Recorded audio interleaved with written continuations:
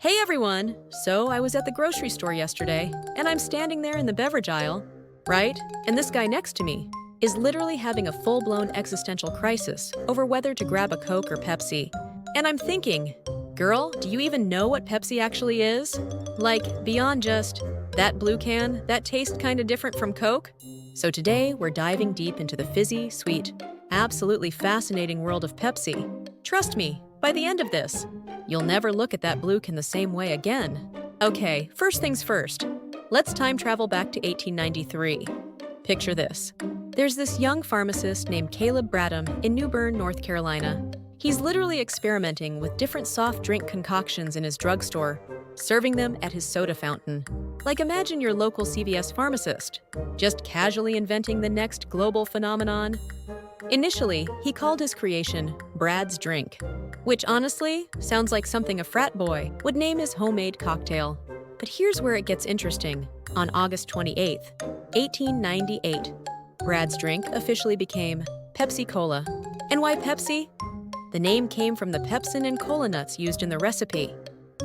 Pepsin being this digestive enzyme that was supposed to help with your stomach. So basically, Caleb was trying to create a health drink.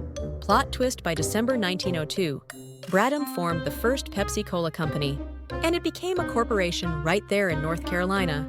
From a drugstore backroom to a corporation in less than a decade. Talk about a glow-up! But here's what's absolutely wild. How did the world fall head over heels for this fizzy concoction? Let's talk numbers, because they're honestly mind-blowing.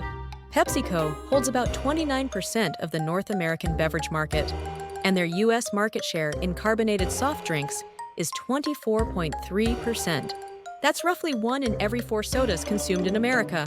And get this, 50% of Americans aged 18 to 29 drank Pepsi within a 4-week period in 2018. So basically, half of young adults are Team Pepsi.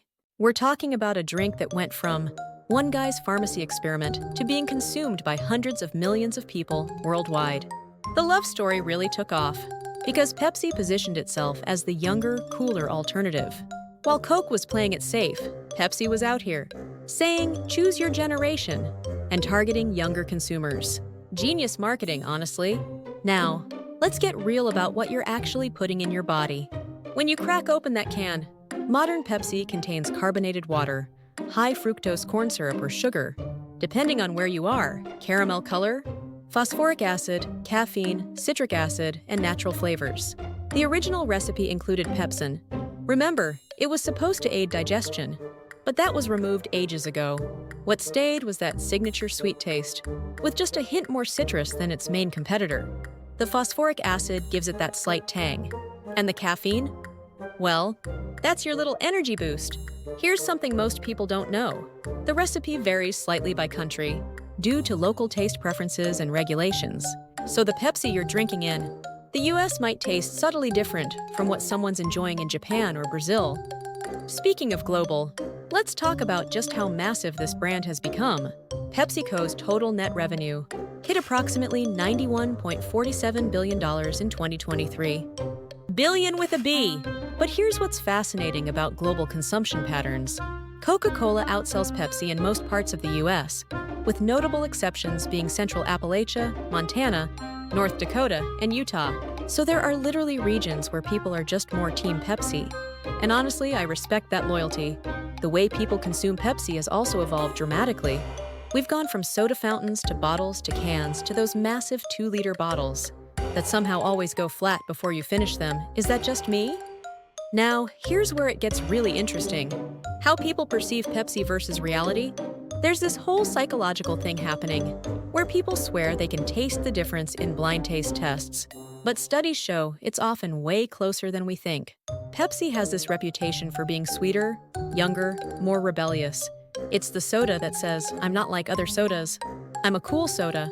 And that branding has been incredibly effective. They've consistently positioned themselves as the choice of the next generation. While building this entire cultural identity around being different, the brand has become synonymous with music, youth culture, and pushing boundaries. From Michael Jackson's iconic commercials to Beyoncé, from Britney to Kendall Jenner's. Well, let's not talk about that Kendall Jenner ad. The point is, Pepsi isn't just selling a drink. They're selling an attitude, a lifestyle. Now, before we wrap up, let's get scientific for a hot second. PepsiCo spends between $1665 and $804 million on research and development annually. That's not just for Pepsi, that's for their entire portfolio. But it shows this isn't just some random fizzy water operation.